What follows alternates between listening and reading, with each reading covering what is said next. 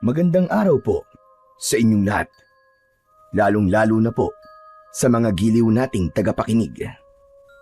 Sa araw po na ito, mapapakinggan po natin ang kwento ng may 11 taong gulang na batang si Ringo. Isang kakaibang bata na napulot ng isang matandang albularyo na si Lolo Tarok. Lumaki si Ringo sa pangangalaga ng matanda at hindi nakaranas na makihalubilo sa mga tao. Ngunit isang araw ay bigla niyang nakilala ang isang pangkat ng mga dayo na may lihim na sadya sa sityo ng Hanture. Dahil doon ay nagsimula ang mga pagpaparamdam na susukat sa katatagan at katapangan ng maglolo. Unti-unting malalantad ang isang katotohanan na matagal nang itinatago ni Lolo Tarok kay Ringo. Ano kaya ang lihim na matutuklasan ni Ringo tungkol sa kanyang pagkatao? Magagawa kaya niyang tanggapin ang tungkulin na nakaatang sa kanyang balikat? Magtagumpay kaya siyang labanan ang mga nilalang na naghahanap sa kanya? Sama-sama po nating pakinggan ang buhay at pakikipagsapalaran ng batang Bertudes na napulot sa gubat. Ngunit bago po ang lahat, mga idol, huwag po nating kalimutang mag-like at mag-subscribe sa aking YouTube channel na The Voice Addict at Apong Isaak para sa mas marami pang makapigil hininga na kwentong aswang at katatakutan mula sa mundo ng kababalaghan. Umpisahan na po natin ang kwento. Sa isang malawak na kagubatan na nababalutan ng makakapal na puno at baging, matatagpuan ang isang baryong halos hindi na madalas pinupuntahan ng mga tao. Ang baryo Hanture ay sagana sa likas na yaman ng kagubatan. Ang mga dahon ng puno ay kumikiskis na parabang may lihim silang ibinubulong sa sinumang maglalakas loob na pasukin ang gubat. May mga batong lumang-luma na tila inukit ng kamay ng sinaunang tao. Ang matatandang naninirahan dito ay bihirang magsalita tungkol sa kasaysayan ng lugar na yon. Ngunit sa kanilang mga mata, mababasa ang takot at paggalang sa mga nilalang na hindi nakikita ng pangkaraniwang tao. Sinasabi ng ilan na sa ilalim ng maliwanag na buwan, may mga usok na naglalakad sa pagitan ng mga puno at may mga ilaw na naglalaro sa gitna ng kagubatan. Ngunit walang sinuman ang nakapagpapatunay na totoo ang kwentong yun, sapagkat ang mga bumalik mula sa paglalakbay sa pusod ng kagubatan ay hindi kailanman nagkwento at nagsalita ng tungkol sa karanasan nila sa loob ng gubat. Ngunit mababasa ang takot sa mga mata na tila nakakita ng hindi maipaliwanag na nilalang. Pero sa kabila ng panganib na hatid ng lugar na yon, isang matandang albularyo na ang pangalan ay Lolo Tarok ang malayang gumagala sa malawak na kagubatan. Hindi siya natatakot sa mababangis na hayop na naninirahan sa kakahuyan o kahit sa mga nilalang na sinasabing gumagala sa kabundukan.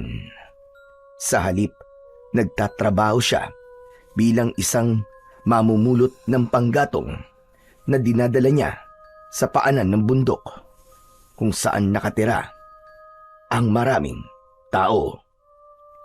Isang araw kung saan ay malapit nang kumalat ang dilim sa paligid, biglang naramdaman ng matanda ang kakaibang presensya na ngayon lamang niya naranasan.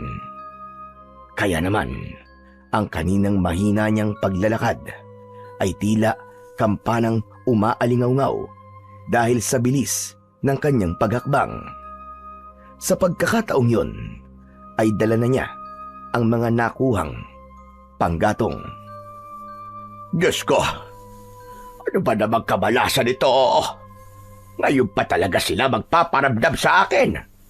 Kung kailan namang may buhat-buhat akong kahoy, ang bigat-bigat pa naman ito. Pabihira talaga buhay ito. Wika sa sarili ng may 60 taong gulang na si Lolo Tarok. Habol ang hininga na halos hindi lumapat ang kanyang mga paa sa lupa. Para bang may nilalang na nakasunod sa kanya. Hindi niya maipaliwanag sa kanyang sarili kung bakit sa tuwing napapadaan siya sa tapat ng malagong puno ng kawayan ay nakakaramdam siya ng biglang pagkilabot ng kanyang katawan. Muling napalinga sa paligid si Lolo Tarok. Sinulyapan niya ang huling daan, ngunit wala naman siyang nakitang ibang tao na naroon. Si Lolo Tarok ay may kakayahan na makipag-ugnayan sa mga nilalang o engkanto na nakatira sa kabilang mundo. Lahat ng mga yun ay lumalabas kapag kailangan siyang kausapin para sa kanilang problema na hindi nila nagagawa kapag wala ang tulong niya. Bilang isang albularyong magriritual, tungkulin niyang pakinggan at pagbigyan ang kanilang mga hiling. Dahil sa oras na hindi niya pagbigyan ang mga ito, unti-unting mawawala ang bisa ng kanyang kapangyarihan. Bata pa lamang siya noon nang magbukas ang kanyang ikatlong mata o third eye sa Ingles. Dahilan upang makakita siya ng mga nilalang na hindi nakikita ng mga pangkaraniwang tao. Marami ang naiinggit sa pagkakaroon niya ng pambihirang kakayahang yun. Ngunit para sa kanya ay isa yung sumpa. Dahil sa ilang beses niyang sinubukang mag-asawa, lahat ng mga yon ay iniwan siya at itinuring na isang baliw. Ang mga babaeng napapangasawa niya ay natatakot dahil sa kanyang kakayahan, habang ang iba naman ay namatay dahil inatake sa puso sa labis na takot.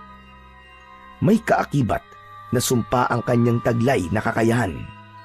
Sa sandaling siya ay mahawakan ng kanyang asawa, makikita rin ito ang lahat ng nasasaksiyan ng kanyang mga mata.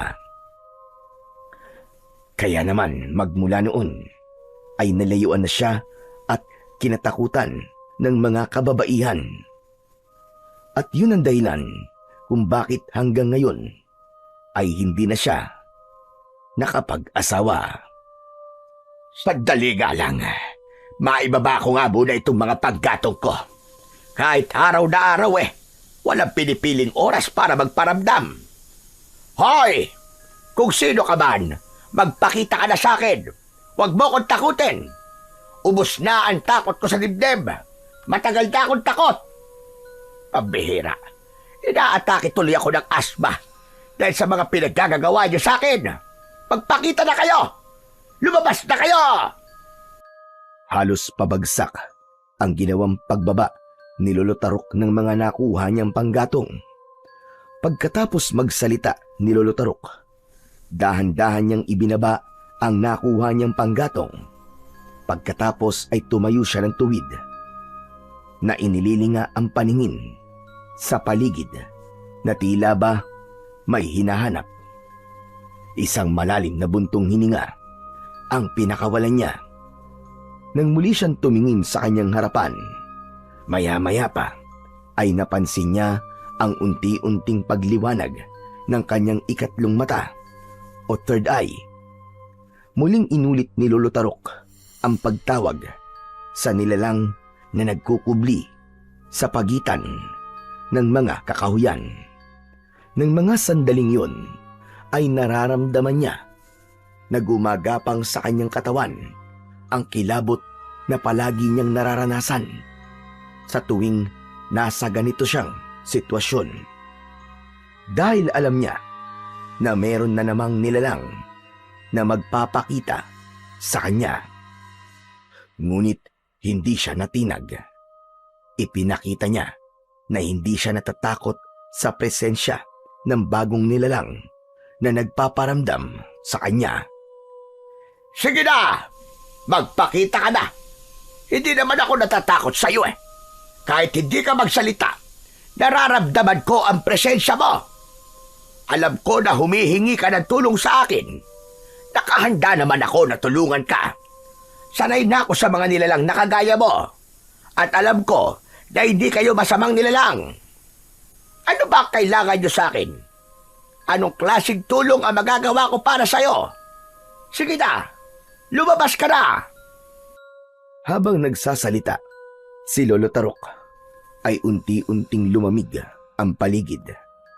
Palatandaan yun na malapit sa kanya ang nilalang na nararamdaman niya kanina pa.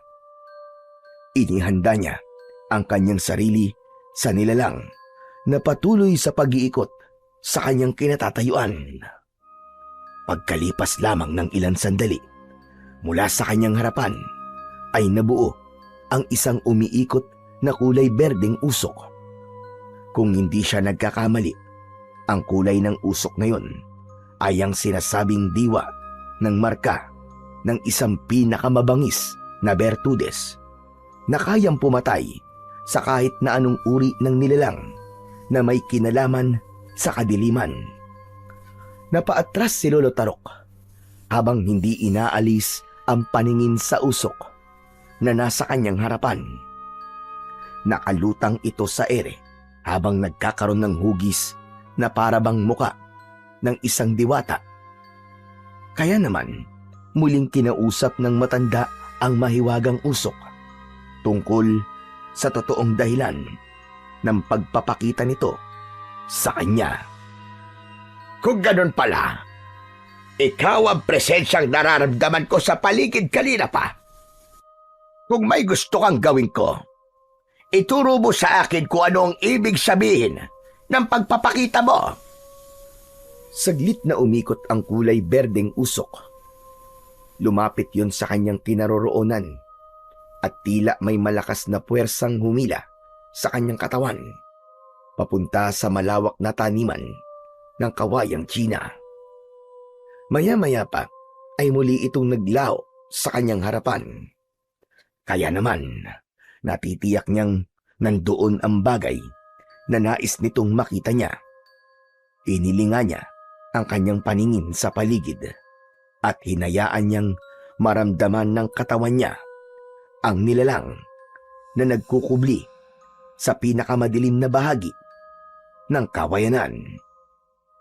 Pambihirang ligaw na diwa ng marka ng bertudes na yun Umalis at basta na lamang akong iniwan dito. Gagawin pa yata akong manghuhula ng buwisit. Pinagloloko na lamang yata ako ng mga nilalang na nakatira sa kagubatang ito. Teka, sa bahagi yun, abay parang may gumagalaw. Aba, teka, malapitan nga. Maingat at magaang ang hakbang ng mga paa ni Lolo Tarok na nilapitan ang bahagi ng taniman ng kawayan. Kasabay ng kanyang paglalakad ay hindi rin niya inaalis ang paningin sa nilalang na panay ang galaw sa gitna ng malinis na kawayanan. Merong kulay berdeng tela na nakabalot sa bagay na patuloy sa paggalaw. Kasunod ng kanyang paghakbang, ang paghampas ng malakas na hangin sa kanyang katawan.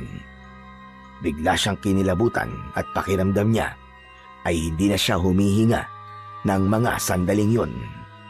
Idagdag pa sa kilabot na kanyang nararamdaman ang naririnig niyang ingay mula sa nagkikiskisang katawan ng kawayan at mga dahon nito. At pagkalipas lamang ng ilang saglit, ay tumambad sa kanyang paningin ang isang sanggol na nababalutan ng telang may bahid pa ng sariwang dugo. Jesus Mariosep, Diyos ko, sino kaya napakawalang puso ang nag-iwan sa'yo rito? Kawawang sanggol! Gulat at punong-puno ng pag-aalalang saad ni Lolo Tarok na kinuha niya ang batang nakalapag sa lupa, habang ang ilang patak pa ng dugo sa natuyong dahon ng kawayan ay nagdulot sa kanya ng labis na takot sa kanyang puso. Nanginginig ang kanyang buong katawan, pati na ang kanyang mga kamay. Naniyakap ang katawan ng kaawa-awang sanggol. Nang mga sandaling yun, binalot ng tuwa ang puso ng matandang lalaki. Para sa kanya, isa yung biyaya na ipinagkaloob sa kanya ng Panginoon. Kaya naman, nabuo ang pasya niya na iingatan at aalagaan ang bata. Sa tingin niya ay 1 taong gulang pa lamang ang sanggol. Batay sa itsura ng balat nito, masasabi niyang iniangat at inalagaan ito ng maayos ng kanyang ina. Ang hindi lang niya alam ay kung bakit may ilang patak ng dugo sa lupa, gayong wala namang sugat sa katawan ng sanggol. Bukod pa sa bagay na yon, hindi niya rin kilala ang mga magulang ng batang nag-iwan sa bata. Malungkot na sinilayan ni Lolo Tarok ang sanggol na nakatingin sa kanyang muka. Walang bakas ng luha ang mga mata nito, na para bang nakakaunawa itong nakatingin sa kanya. May bahagi sa puso niya ang naantig sa muka ng sanggol. Isang damdamin ng isang lolo na sabik magkaroon ng apo ang nagtulak kay Lolo Tarok upang angkinin ang batang napulot. Muling iniangat ni Lolo Tarok ang kanyang muka at kinausap ang kulay berdeng liwanag na bigla na lamang naglaho nang maihatid siya sa kawayanan. Kahit hindi niya nakikita ang diwa na yon, ay alam niyang naririnig siya nito. Alam ko naririnig mo ko at nararamdaman ko na naririyan ka pa. Aalagaan ko ang batang ito. Subalit sa takdang panahon ay hindi ko maaaring itago sa kanya ang buong katotohanan na siya ay hindi totoong nanggaling sa akin. Gayunpaman ay nagpapasalamat ako sa tiwalang ipinagkaloob mo sa akin para alagaan ang batang ito. Kasunod ng mga katagang binitiwan ng matandang si Lolo Tarok, naglaho ang presensya ng kulay berdeng liwanag sa paligid. Indikasyong bumalik na ito sa mundo ng mga engkanto. Pagkalipas ng ilang sandali, nagpasya na siyang umalis sa lugar na yon. Mabilis na naglakad ang matanda palabas sa masukal na kagubatan. Iniwan niya ang mga panggatong dahil di hamak na mas mahalaga ang buhay ng karga niyang sanggol.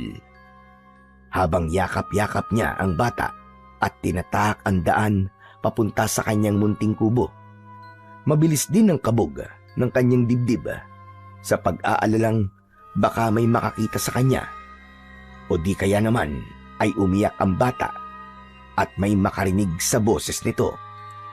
Natitiyak niyang nasa panganib ang buhay ng sanggol.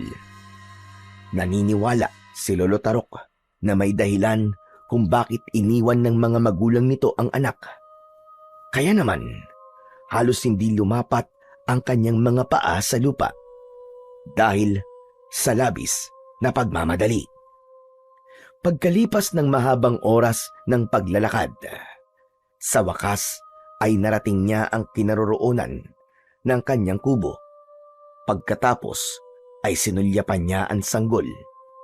Sa mga sandaling yon ay mahimbing nang natutulog ang bata. Nagpalinga-linga muna siya sa paligid bago maingat na pumasok sa loob ng bahay. Pagpasok niya sa loob ay mabilis niyang isinara ang pintuan at mga bintana. Saka nagmamadaling pumasok sa loob ng kanyang silid. Maingat niyang inilapag ang bata sa kanyang katre. Pagkatapos ay lumabas siya ng kwarto at nagtungo sa kusina. Mabilis na kumilos si Lolo Tarok upang maghanda ng tubig na magagamit niyang panlinis sa katawan ng sanggol. Nang matapos siya sa paghahanda ng mga kakailangan, ay muli siyang bumalik sa kanyang silid. Dala ang palanggana at malinis na tela. Inilapag niya ang mga yon sa lamesa at marahang pinagmasdan ang muka ng sanggol. Pasensya ka na ha. Hindi kita kagad mabibigyan ng mga damit. Paano ba naman? Malalaki ang damit ko. Kaya ibabalot muna kita sa t-shirt ko. Teka, ano kaya ang magandang pangalan na babagay sa'yo? Sandaling nag-isip si Lolo Tarok habang nakatingin sa batang mahimbing pa rin na natutulog. Ilang sandali pa ang lumipas ay bigla niyang naalala na ang palayaw niya noon ay Ringo. Kaya naman, gumuhit ang ngiti sa kanyang labi. Saka muling tumunghay sa mukha ng sanggol. Saka naupo sa tabi nito. Ringo. Ringo na lang ang itatawag ko sa'yo magmula ngayon. Yan na ang magiging pangalan mo. Ikaw na ang aking apo. At ako naman, si Lolo Tarok mo. Hay, Diyos ko. Ganito pala kasarap ang maging isang lolo. Pagkasambit ng matanda sa pangalan ni Ringo, ay sinimulan na nitong linisan ang katawan ng sanggol. Inihaplos niya ng bagya ang malinis na basang tela sa balat ng bata upang matanggal ang ilang dumi at dugo na dumikit sa katawan nito, habang ang kapirasong tela na pangsanggol ang tanging suot ng bata. Tinanggal niya ang kasuotan nito upang linisan ang buo nitong katawan. Maingat at magaan ang kanyang pagkilos upang hindi ito magising. Subalit nang dumako ang kanyang paningin sa marka o balat ng bata sa likod na malapit sa batok nito, ay bigla siyang natigilan. Biglang nanginig ang kanyang mga kamay at mabilis na napatayo mula sa pagkakaupo niya sa katre. Napaatras siya at sunod-sunod ang paglunok ng laway. Gumapang ang takot sa buo niyang katawan at bumakas ang pag-aalala sa kanyang muka. Napakapit siya at napasandal sa dingding ng katre. Hindi niya inaalis ang paningin sa balat sa likod ng sanggol. Naku po, Diyos ko, mabagid-lakit. Hindi ako maaaring magkamali sa mga nakikita ko. Kaya pala nagpakita sa akin ang diwa ng Bertudes. Dahil ang batang napulot ko, siya mismo ang nagtataglay ng pinakamabangis na kakayahan ng isang Bertudes. Kaya siguro may mga dugo sa tabi niya ay dahil merong gustong pumatay kay Ringo. At marahil sa mga sandaling ito, ang kanyang mga magulang ay maaaring namatay na. Dala ng labis na pagkabigla, ay napaantandang krus pa si Lolo Tarok. Alam niya ang tungkol sa kakayahan ng mga Bertudes. Natitiyak niya na maaaring pinaghahanap na ngayon ng masasamang nilalang ang batang napulot niya. At sa oras na matuntun ang batang nasa harapan niya, madadamay siya at manganganib din ang kanyang buhay. Kailangan kong protektahan si Ringo. Kahit na anong mangyari, hindi ko hahayaan na patayin siya ng mga nilalang na naghahanap sa kanya. Muling sinulyapan ni Lolo Tarok ang natutulog pa rin na si Ringo. Naramdaman niya ang malamig na kilabot na gumapang mula sa kanyang batok, pababa sa kanyang gulugod, nang muli niyang sinulyapan ang kakaibang marka sa likod ng sanggol na si Ringo. Hugis bituin yun at kumikislap na tila may buhay ang berde nitong kulay sa ilalim ng mahinang liwanag ng sikat ng araw mula sa labas. Parang sumikip ang paligid. Ang mga huni ng ibon sa labas ay biglang nanahimik at ang mga aninong gumagalaw sa dingding ng kubo ay naging tila mga matang nagmamasid. Kumabog ang dibdib ni Lolo Tarok. Bawat tibok ay mabigat at nagbabadya ng panganib. Hindi niya maiwasang mag-alala. Batid niya ang mga lumang kwento ng matatanda tungkol sa mga nilalang na minamarkahan ng ganong klaseng balat bago sila ang kinin ng isang mapanganib na sumpa.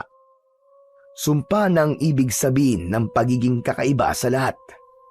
Ang taong may taglay ng palatandaan ng pagiging Bertudes. Halos mabitiwan ni Lolo Tarok ang tela na ginamit niyang panlinis sa katawan nito. Habang ang malamig na pawis ay nagsimulang bumalot sa kanyang mga palad. Sa mga sandaling yon, ang berdeng kumikislap na bituin sa likod ni Ringo ay hindi na basta-bastang marka. Isa itong babala na nagpasikip ng kanyang paghinga at nagpaalab sa kanyang takot. Isang sanggol na Bertudes. Diyos ko, nakapulot ako ng batang Bertudes. Paano na? Paano na ang gagawin ko? Naguguluhan na napasabunot ang dalawang kamay ni Lolo Tarok sa kanyang ulo, pabalik-balik sa paglalakad na hindi mapakali. Bumakas ang matinding pag-aalala sa mukha ng matanda.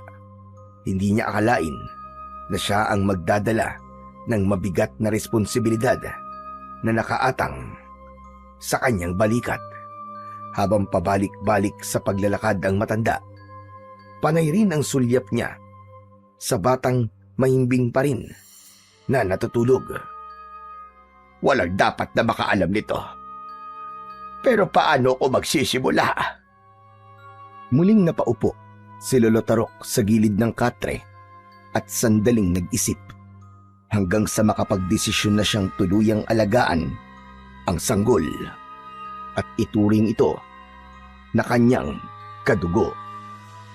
Saka na lamang niya iisipin ang pangamba, basta't ang mahalaga, nasa mga kamay niya ang batang magliligtas sa buong sityo ng Hanture laban sa mga nilalang na kampon ng kadiliman. Nasisigurado ko nang anak ka ng mga antingero at marahil kaya kanila iniwan ay nalagay sa panganib ang kanilang mga buhay dahil sa pagprotekta sa iyo. Alam nila na hindi ka mabubuhay kung mananatili ka sa tabi nila. Natitiyak ko kung ano ang ibig sabihin ng pagiging balisa ng paligid ko. Kung kaya, hindi mapakali ang diwa ng Bertudes hanggat walang nag-aalaga sa iyo. Muling bumundol ang kaba sa dibdib ni Lolo Tarok at ang lahat ng mga alalahanin na nabuo sa kanyang dibdib ay isinantabi niya muna. Sa halip, ipinagpatuloy niya ang paglilinis sa katawan ng bata. Nang gabing yun, ay nabalot ng tensyon ang loob ng kanyang silid at hindi natulog upang mabantayan ang batang Bertudes. Ano nga ba ang ibig sabihin ng Bertudes? Ang Bertudes o gifted ay isang salitang madalas ginagamit sa mga alamat at kwentong bayan upang tukuyin ang isang espesyal na kapangyarihan o kakayahan ng isang tao. Mabilis niyang nagagawa ang isang bagay kahit isang beses lamang siyang tinuruan. Minsan nga ay walang nagtuturo at taglay na ang kakaibang kakayahan kahit sa murang edad pa lamang. Sinasabing may kakayahan din silang makapagpagaling ng mga may karamdaman, kaya itinuturing silang kakaibang nilalang sa lahat Ang paniniwala pa ng ilan, nagagawa raw ng mga Bertudes na magtaboy ng masasamang nilalang dahil sa kanilang diwa na madalas ay sila lamang ang may kakayahang makipag-usap. Layunin ng diwa na gabayan at bigyan ng babala ang Bertudes upang masiguradong ligtas ito sa lahat ng oras. Sa pananaw ng mga matatanda, ito ang diwa o lakas na nagbibigay buhay o proteksyon sa isang taong magtataglay ng ganitong kakayahan. At yun din ang dahilan kung bakit nais ng kampon ng kadiliman na patayin ang isang Bertudes. Dahil naniniwala sila na ang mga Bertudes ay magiging banta sa kanilang buhay. Hindi nagtagal ay inalagaan ni Lolo Tarok ang batang si Ringo. Ipinaramdam niya ang pagmamahal ng isang tunay na kapamilya. Magmula nang dumating sa buhay ni Lolo Tarok si Ringo, nagkaroon ng kulay at saya ang buhay niya. Nagkaroon siya ng lakas upang harapin ang hamon ng buhay at nagkaroon ng direksyon ang buhay niya sa piling ng pinakamamahal niyang apo na si Ringo. Matulin na lumipas ang panahon. Ang sityo ng Hanture ay naging saksi sa unti-unting pagbabago ni Ringo at pagkalipas nga lamang ng 10 taon, si Ringo ay ganap ng batang may taglay na kakaibang kakayahan. Sinanay siya ni Lolo Tarok sa paggamit ng iba't ibang uri ng sandata. Kaya naman, naging isang mahusay na mangangaso si Ringo. Matapang siyang pumapasok sa mga kagubatan para maghanap ng mga hayop na mailuluto nila sa oras ng kanilang pagkain. Masayahin, mapagmahal at maalalahanin na bata si Ringo. Hindi ito naghahanap ng marangyang buhay. Kasama lamang niya si Lolo Tarok ay masaya na siya sa kung ano ang meron sa kanila. Kaya naman, bilang pagpapakita niya ng pagmamahal sa matanda, palagi siyang may naiuuwing usa na paborito ni Lolo Tarok. Ngunit sa kabila ng kasiyahang nararamdaman niya, ay pakiramdam niya sa kanyang sarili ay para bang may kulang.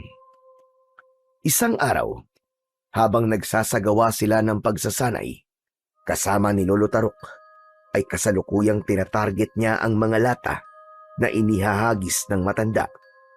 Seryoso ang kanyang muka na tumitig siya sa muka nito. Hindi na siya nakatiis na hindi magtanong sa matanda kung bakit ginagawa nila ang dibdibang pagsasanay sa paghawak ng iba't ibang uri ng sandata. Lolo, tanong lang po, para saan po ba itong ginagawa natin? Bakit mo naman biglang naitanong yan, Apo? Kasi po, 3 taong gulang pa lang po ako, natatandaan ko na sinasanay niyo na po ako sa paghawak ng mga sandatang to eh. Samantalang, mangangaso lang naman po tayo ng mga hayop at naghahanap ng panggatong sa kagubatan. Bakit po ba kailangan ko pang gawin to? Nagtataka lang po ako. Hindi mo kailangan magtaka, Apo. Ginagawa ko ito para sa kaligtasan mo. Kahit mangangaso lamang tayo o kahit nangunguha lamang tayo ng mga gatong sa bundok, hindi natin batid kung ano ang panghanib na naghihintay sa atin. Alam mo naman ang kwento ng bundok na ito, hindi ba? Marami ang nakatirang mababangis na hayop. Mabuti na yung may nalalaman ka kung paano mo may pagtatanggol ang sarili mo sa laban sa mga hayop na aatake sa'yo. Lolo naman ganyan din pong isinagot niyo sa akin kahapon nang tanungin ko po kayo tungkol sa pagsasanay. Dahil yun din naman ang tanong mo kahapon, di ba? Kaya sinasagot ko lang ulit. Tsaka, bakit ba madalas na yata na nagtatanong ka tungkol sa ginagawa natin? Bakit, Apo? May problema ka ba? Wala naman po, Lolo. Kaya lang po, hindi naman po ito ang gusto ko Ang totoo po, gusto ko po matutunan ng ginagawa nyo kung paano po kayo nanggagamot ng taong may sakit. Hay, naku bata ito. Bakit ba sa dinami-dami ng gusto mong gawin ay panggagamot pa? Hindi ba't pinag-usapan na natin ang tungkol dito na sa taktang oras ay tuturuan din kita at isasaling ko sa iyo ang mga kakayahan ko? Yun ay kapag handa ka na, diba? At ba mga inaalala mo at parang nagmamadali ka yata, ha, Ringo? Kasi naman po nitong mga nakaraang araw, pakiramdam ko po may mga nilalang na palagi po nakatingin sa akin. Natatakot po ako, Lolo. Ngayon lang naman po ito nangyari sa akin eh. Naisip ko lang po na kung sakali po masaktan nila ako, ay kaya ko rin pong pagalingin ang sarili ko. Sus Mariosep, bakit ka naman nag-iisip ng ganyan? Walang masamang mangyayari sa'yo, Apo. Pakiramdam mo lang yan na may nakatingin sa'yo. Ika nga, gudi-gudi mo lang lahat yan. At saka isa pa, ayaw mo ba nun? Merong nagbabantay sa'yo kapag wala ako. Eh paano po, Lolo? Kung masama po silang nilalang. Hindi sila masasamang nilalang, Apo. Sila ang mga espiritu na nangangalaga sa kabundukan. Bata ka pa lang ay taglay mo na ang ganyang kalakas na pakiramdam. Pero Lo, paano nyo naman po nasasabing hindi sila masasamang nilalang? Dahil ang masasamang nilalang, hindi sila magpaparamdam lang. Aatake kagad sila sa'yo para patayin o saktan ka. Yun ang tinatawag na masamang nilalang. Pero Lo, kakaiba po talaga to. At tila, hindi po ako nakakaingat tuwing nararamdaman ko sila sa paligid ko eh. Hindi ba't dati ko pa sinasabi sa'yo? Nakakaiba ka sa lahat. Kaya ang masasama o mabubuting nilalang na nasa gubat ay palagi kang lalapitan. Kaya nga, tinuturuan kita makipaglaban sa mga hayop o nilalang na nagtatago sa kakauyan dahil ayoko mapahamak ka ng walang kalaban-laban. Yan ang kalagaan na kahit papano ay may natutunan ka sa paghawak ng sandata. Kahit gaano ka pa kabilis matuto sa lahat ng bagay, iba pa rin yung labis na pinaghahandaan. Mariin na napatitig si Ringo sa muka ni Lolo Tarok. Sa isip niya ay may panganib na naghihintay sa kanya. Kaya ganun na lamang ang pagpupursige ng matanda na turuan siya. Natitiyak niyang nararamdaman din ng matanda ang mga nararamdaman niyang presensya sa paligid. Hindi lamang nito ipinapahalata sa kanya. At yun ang totoong dahilan kung bakit kailangan niyang magsanay sa pamamagitan ng iba't ibang klaseng sandata. Pakiramdam niya tuloy, pinaghahandaan niya ang isang nalalapit na pagsalakay ng masasamang nilalang na madalas na ikwento sa kanya noon ni Lolo Tarok. Samantalang si Lolo Tarok naman, habang nakatitig sa naguguluhang si Ringo, bumundol ang kaba sa kanyang dibdib. Lalo pa at napapansin niyang napapadalas na ang pagtatanong ni Ringo tungkol sa kanilang mga ginagawa. Unti-unti niyang napapansin ang mga kakayahang taglay ng apo. Natatakot siya na baka isang araw ay matuklasan ni Ringo ang tungkol sa totoo nitong pagkatao. Kaya naman, isang malalim na buntong hininga ang pinakawalan ni Lolo Tarok bago hinaplos ang ulo ng apo. Sa isip niya ay ganito pala kahirap ang mag-alaga ng batang hindi naman niya kadugo. Natatakot siya sa maraming bagay at nag-aalala siya na baka isang araw kapag nalaman nito ang totoo ay kasuklaman siya ng kanyang apo. Maya-maya pa ay muling nagsalita si Ringo. Seryoso itong nakatingin sa muka ni Lolo Tarok. Lolo, pwede po bang tumigil po muna tayo sa pagsasanay sa paggamit po ng sandata? Ang sakit-sakit na po kasi ng kamay ko eh. Ito po, puno na po ng paltos at namamaga na rin po ang mga sugat ko. Ipinakita ni Ringo ang mga kamay niya na meron ngang sugat dahil sa ilang araw nilang pagsasanay at paghawak ng pana. Kaya naman, bumakas ang pag-aalala sa muka ni Lolo Tarok. Ganun ba? Naku, pasensya ka na, apo. Hindi ko kagad napansin na nagkaganyan na pala ang mga kamay mo. Ala, sige na. Iligpit mo na ang mga gamit natin at uuwi na tayo.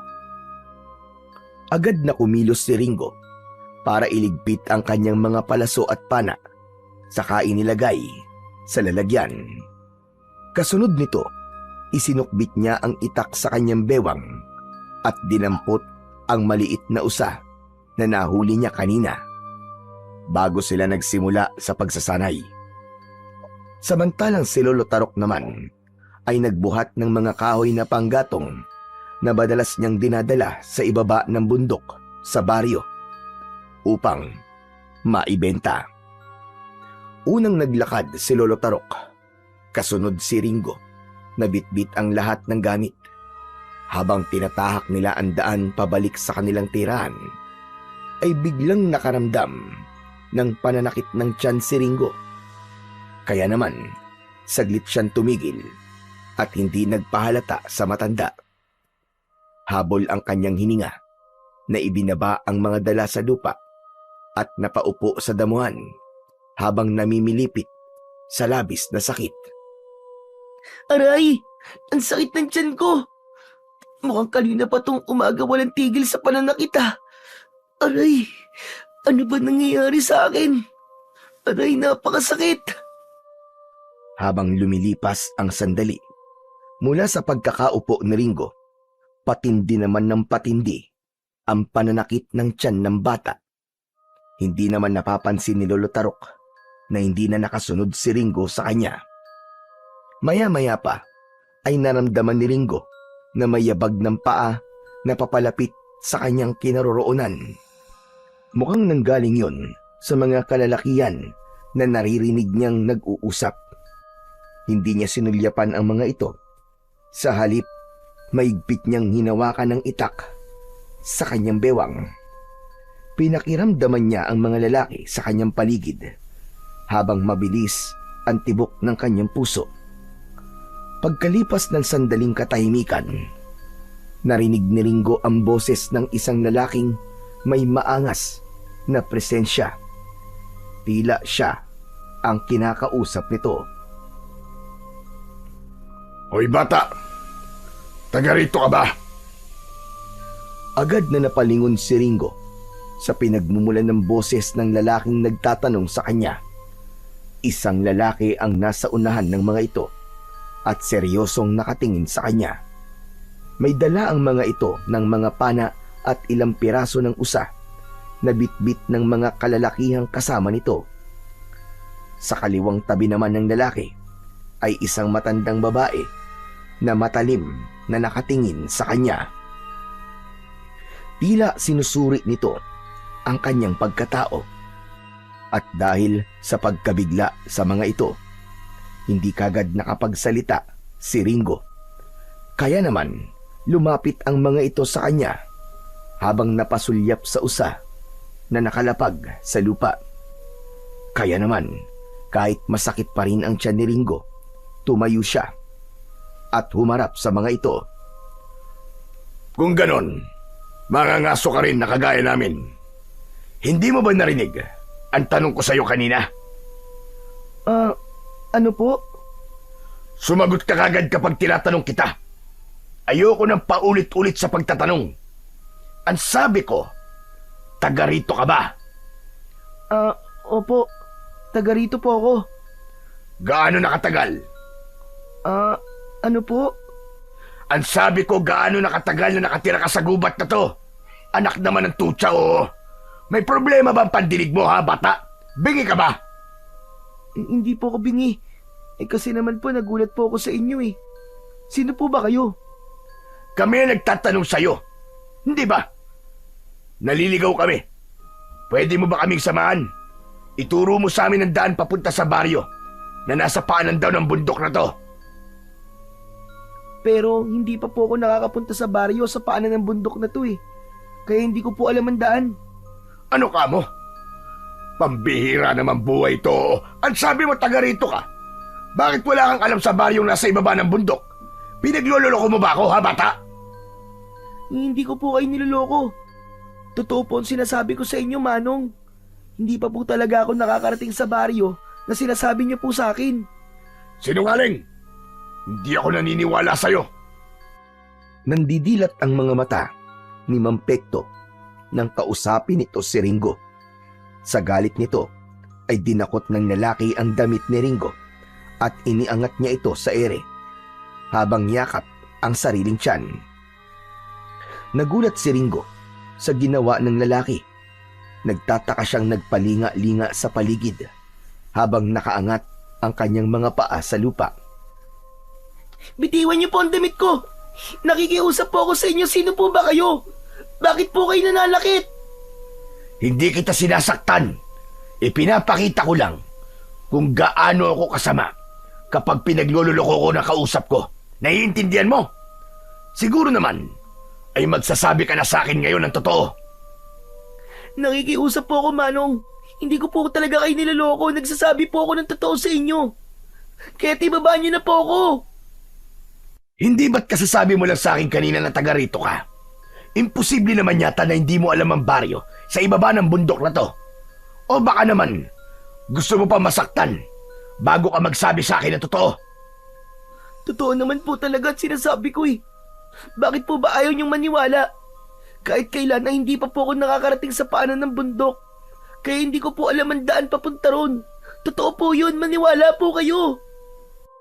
Ngumisi si Mang Pekto habang nakaangat pa rin sa ere si Ringo. Sa gitna ng pangyayaring yun, biglang dumating si Lolo Tarok. Umalingaw-ngaw ang boses ng matanda sa buong paligid at mabilis na lumapit sa lalaking may hawak sa damit ni Ringo. Bumakas ang galit sa anyo ni Lolo Tarok. Bitiwan mo ang apo ko! Hayop ka! Napalingon ang lahat sa gawi ni Lolo Tarok. Kaya naman, bumundol ang kaba sa dibdib ni Ringo nang makita ang matanda na nanginginig sa labis na galit. Sa isip niya ay baka mapahamak ang matanda sa oras na pumalag ang lalaking may hawak sa kanya. Siguro naman, masasagot ng matandang yan ang tanong ko sa'yo, ha bata? Bitiwan niyo na po ang damit ko. Nasasaktan na po ako. Hindi inaasahan ni Ringo na bigla nga siyang bibitiwan ng lalaki. Kaya naman, mabilis ang pagbagsak niya sa lupa. Tumama ang kanyang puwet sa nakausling kahoy sa lupa at sumabay ang pananakit ng kanyang tiyan. Namilipit siya sa labis na sakit habang hindi maintindihan kung ano ang unang hahawakan.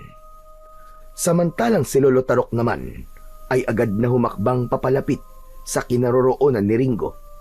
Napansin niyang nasaktan ng apo sa ginawa ng mga lalaking ngayon lang niya nakita. Kaya naman, pagkalapit niya sa kinaroroonan ng apo, ay kagad niya itong inalalayan na tumayo. Halos uminit ang pakiramdam ni Lolo Tarok sa labis na galit sa lalaki. Mabigat ang pakiramdam niya sa mga ito na parabang hindi gagawa ng mabuti. Ano karapatan mo saktan ang apo ko? May karapatan akong saktan ang batang yan. Dahil hindi siya marunong gumalang sa nakatatanda sa kanya. Maayos naman ang tanong ko sa kanya kanina. Pero pinaglululoko niya ako. Hindi siya sumasagot ng maayos. Pinalaki ko may respeto sa nakatatanda sa kanya ang apo ko. Kaya wag mo siyang pagsasalita ng ganyan. O baka naman sadya lamang na magaspang ang ipinakita mong ugali. Kaya hindi kanya iginalang kanina. Isa pa, nagtatanong lang naman kayo, di ba? Bakit kailangan niyo pang manakit? Hindi masasaktan ng apo mong yan kung maayos niyang sinagot ang tanong ko kanina. At anong gusto mo mangyari, ha, tanda? Nagtatanong lang kami, kaya kami makikisama, ganun ba? Alam kong alam niya ang daan papunta sa baba ng baryo, pero mas pinili niyang magsinungaling. Hindi sinungaling ang apo ko. Nagsasabi siya ng totoo dahil hindi niya talaga alam ang daan papunta roon. Isa pa, wala kaming kinalaman sa pakay niyo sa baryo, kaya wag niyo na kaming idamay sa problema niyo. Pambihira naman pala kayong tao kayo eh. Hindi kayo lumalabas ng gubat na to. Wala kang pakialam, kaya makakaalis na kayo.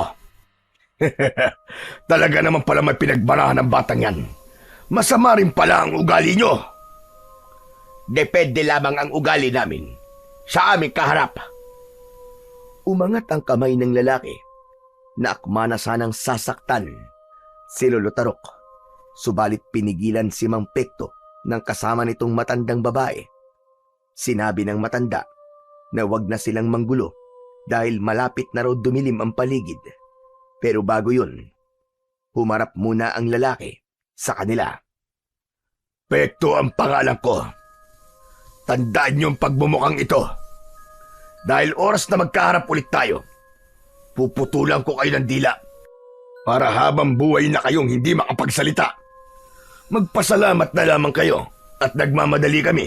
Dahil kung hindi, matitikman nyo ang bangis ng kamao ko. Pagkasabi ni Mang Pekto ng katagang yun, ay umalis na ito sa harapan ng maglolo. Kasama ng mga alagad nito, nahabol na lamang nila ng tanaw ang papalayong si Mang Pekto. Pagkalipas ng ilang sandali, ay sinulyapan ni Lolo Tarok si Ringo.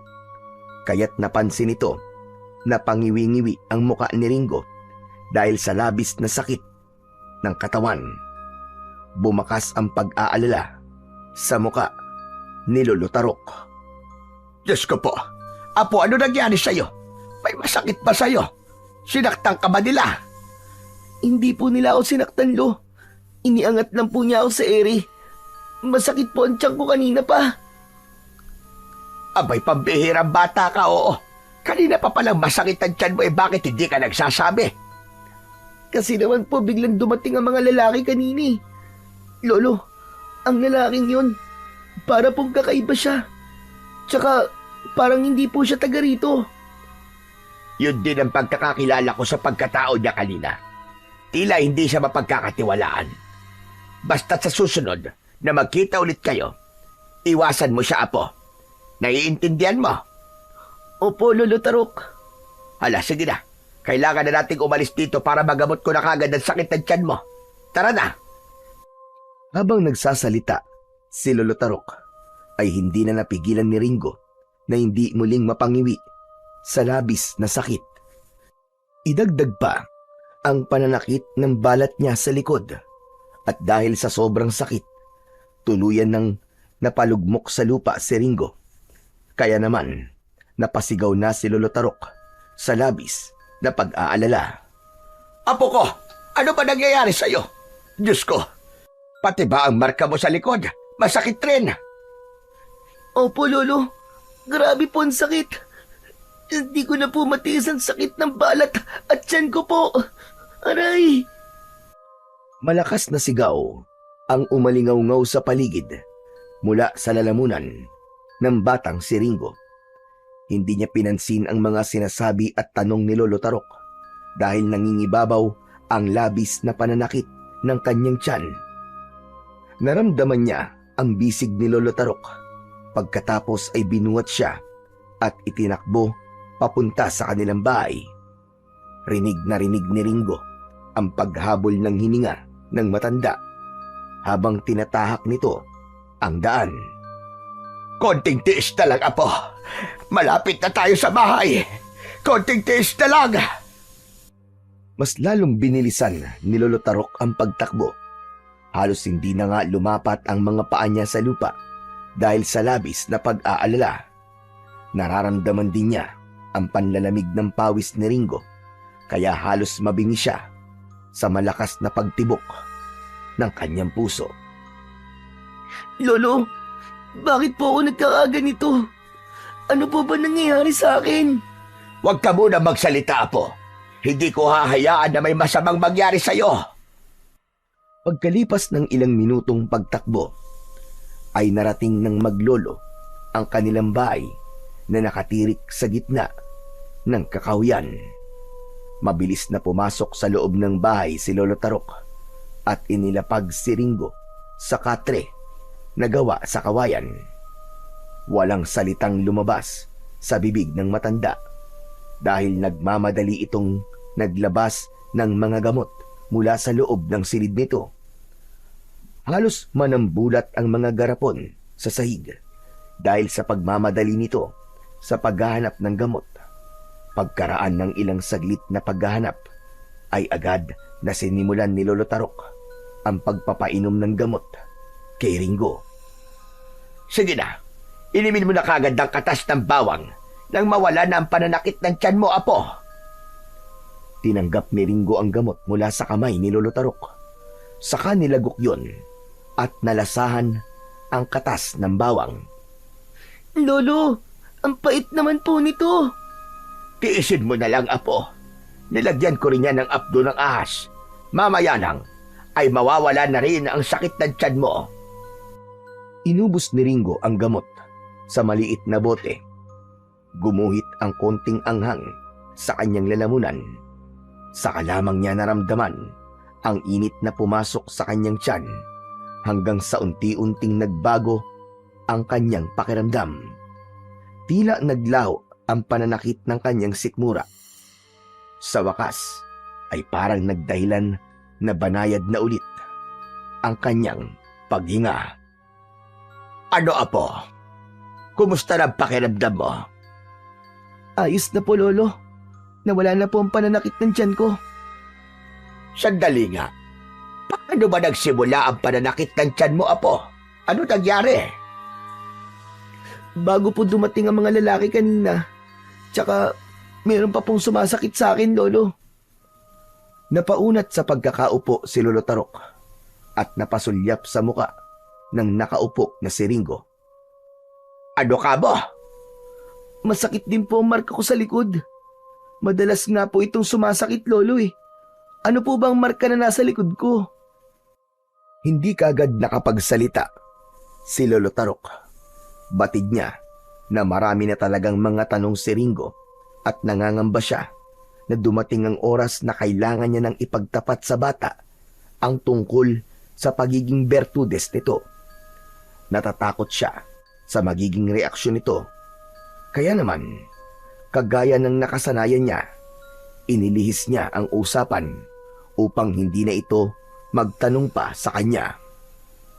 Wala namang kakaiba sa marka mo sa likod, apo. Kaya huwag ka na mag-alala.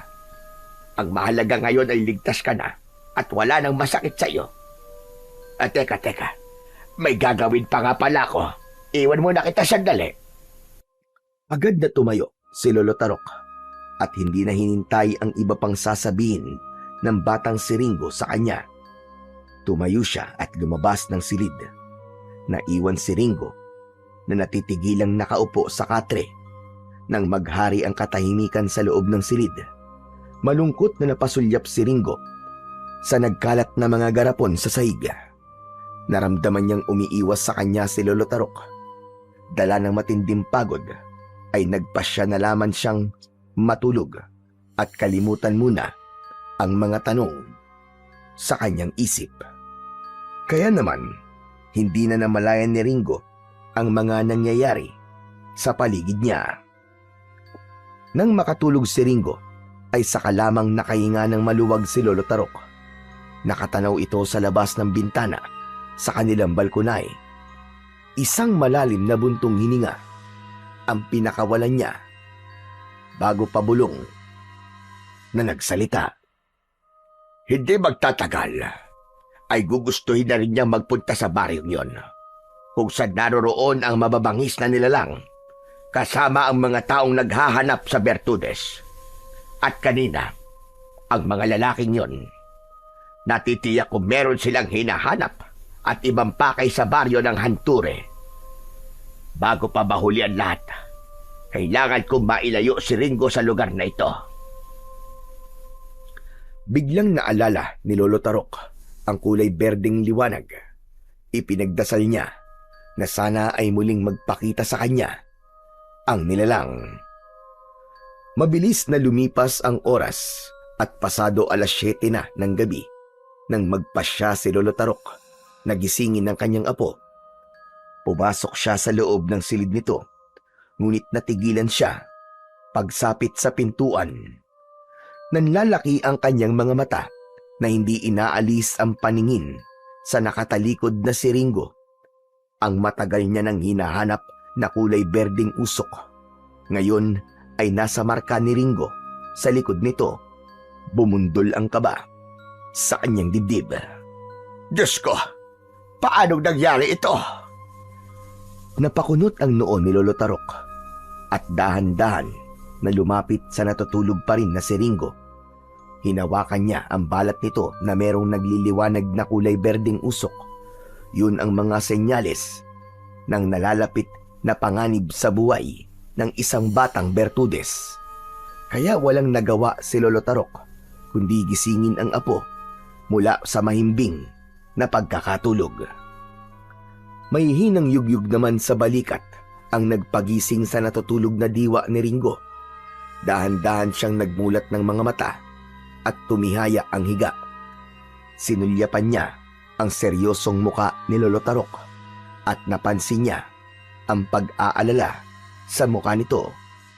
Inalalayan siya nitong maupo sa katre at naupo rin ito sa gilid ng kanyang higaan. Apo, hindi na muna tayo mangangaso ngayon. Magpapahinga tayo. Ano po? Pero bakit po, Lo? May nagawa po ba akong mali?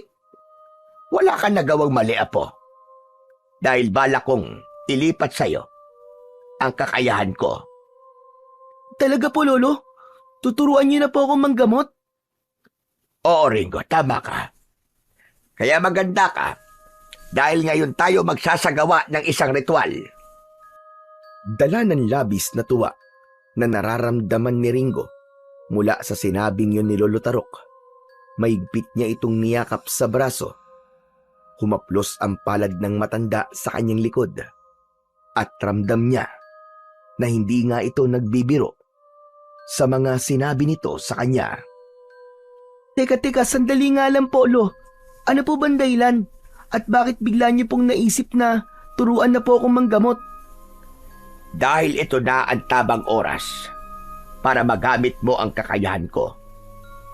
Hindi habang buhay ay magkasama tayo. Kailangan mo nang harapin kung ano ang nakatakda para sa iyo, Apo. Nakakalungkot naman po ang mga sinabi niyo sa akin, Lolo Tarok. Para pong nagpapaalam na po kayo, ha? Hindi ako nagpapaalam, Apo. Ginagawa ko ito dahil yun ang tama at kailangan. Palagi mong tatandaan, Apo ko. Mahal na mahal kita. Alam ko naman po yun, Lo, eh. Kaya nga po, mahal na mahal ko rin po kayo. Mapait na napangiti si Lolo Tarok. Yun ang paraan niya ng unti-unting pagsasabi ng katotohanan kay Ringo. Ngunit tinititigan pa lamang niya ito sa mga mata. Pakiramdam niya ay may libo-libong kutsilyo ang tumatama sa kanyang puso. Iniiwas niya ang kanyang paningin sa mga titig ng batang si Ringo. Lolo, napapansin ko po na parang napakalungkot po ng mga titig niyo sa akin ngayon. May inililihim po ba kayo sa akin? Napatayo si Lolo Tarok at mas lalong hindi mapakali sa tanong na yon ni Ringo. Wala naman akong inililihim sa iyo, Apo. Nag-aalala lamang ako sa kaligtasan mo dahil baka bumalik ang mga lalaki kanina. Siya nga pala, Apo. Alam mo na ba kung ano ang mangyayari sa iyo sa sandaling mabuksan ko ang third eye mo? Talaga bang gusto mo pa rin matuto na manggamot? Opo, Lolo, sigurado po ako. Gusto ko po matuto sa panggagamot. O siya, sige. Makinig ka sa akin, Apo. Sa oras na maisalin at matutunan mo ang panggagamot ko, magkakaroon ka ng kakayahan na makakita ng mga nilalang na hindi nakikita ng ordinaryong tao. Hindi ka ba natatakot sa ganon? Hindi naman po ako natatakot, Lolo. Mabuti naman kung ganon. Tama-tama. Kabilugan ng buwan ngayon. Sakto sa panahon ng pagsasagawa ko ng ritual. Pagkatapos mag-usap ng dalawa, ay naghanda sila ng mga gagamitin para sa ritual. Sa pamamagitan ng paglalagay ng baga sa bao, ikinalat nila ang usok sa palibot ng kanilang bahay. Pagkatapos ay naglakad sila papunta sa gitna ng kakahuyan. Habang tinatahak nila ang daan, ay panay ang bulong ng orasyon ni Lolo Tarok. Pagkalipas ng ilang minutong paglalakad, nakarating sila sa gitna ng kagubatan. Sa ilalim ng malamlam na liwanag ng buwan, nagsimula silang magsagawa ng ritual habang nakapikit ang kanilang mga mata. Ang usok ay pumapaloob sa paligid na parang mga espiritong nagbabantay. Dumadampi sa balat at humahaplos sa diwa ng batang katabi ni Lolo Tarok. Sa pamamagitan ng usok na mula sa bao at mga halaman na may taglay na lason, pagkalooban mo po ang batang katabi ko na sakupin ninyo ng kapangyarihan upang mangalaga sa kanyang kakayahan at kalusugan. Ipagkatiwala niyo po sa kanya ang kakayahan na unang ipinagkaloob niyo po sa akin. Itinaas ni Lolo Tarok ang bao na patuloy sa paglikha ng usok. Kumalat yun sa kanilang paligid. Sa bawat salitang binigkas ng matanda, tila gumagapang ang malamig na enerhiya sa lupa. Umaakyat yon sa katawan ni Ringo at dumaloy papunta sa kanyang ulo. Tumigil ang usok sa kanyang noo at bahagyang kumirot ang marka niya sa likod. Unti-unting nagliwanag ang mga usok mula sa bao at isang malamig na bughaw na liwanag ang bumalot sa bata. Mabilis na kumabog ang puso ni Ringo. May malamig na pakiramdam na parang hanging humahaplos sa kanyang noo. Pagdilat niya, bumukas ang kanyang ikatlong mata. Isang mahiwagang liwanag ang nagningning sa gitna ng kanyang noo na tila ba bituin sa gabi. Ang paligid ay nagbago sa kanyang paningin. Ang mga aninong hindi nakikita ng karaniwang mata ng tao ay nagpakita. Sa sandaling yon ay naipasa na sa kanya ang kakayahan ng isang albularyong makakita ng mga nilalang na nagtatago sa dilim. Lolo, ano po nangyayari sa akin? Huwag ka matakot sa mga nakikita mo, Apo. Ang kapangyarihan ng ikatlong mata ay magtataglay lamang ng kakayahang makakita ng mga nilalang na hindi nakikita ng pangkaraniwang tao. Bumundol ang kaba sa dibdib ni Ringo nang makita ang iba't ibang klase ng mga usok na nakalutang sa ere. Tila lumilibot yun sa kanyang kinatatayuan. Pakiramdam niya ay hindi na siya humihinga ng mga sandaling yon. Lolo, marami po akong nakikitang usok na nakalutang sa harapan ko. Anong klaseng nilalang po ang mga yan? Isa lamang silang diwa ng espiritu na namatay rito sa gubat dahil sa iba't ibang klaseng dahilan. Kaya't huwag kang matakot sa kanila, Apo, dahil wala silang kakayahang makapanakit ng tao. Ang mga usok po ba na yan ang naging gabay niyo po para makapagpagaling po ng mga taong may sakit? Oo, Apo. Huwag kang malilito sa mga bagay na nakikita mo dahil matutulungan ka ng mga usok na yan sa oras na ikaw ay malagay sa panganib. Ang totoo, kaya kita dinala rito ay upang ituro sa iyo ang mga paraan ng panggagamot gamit ang diwang nakikita mo.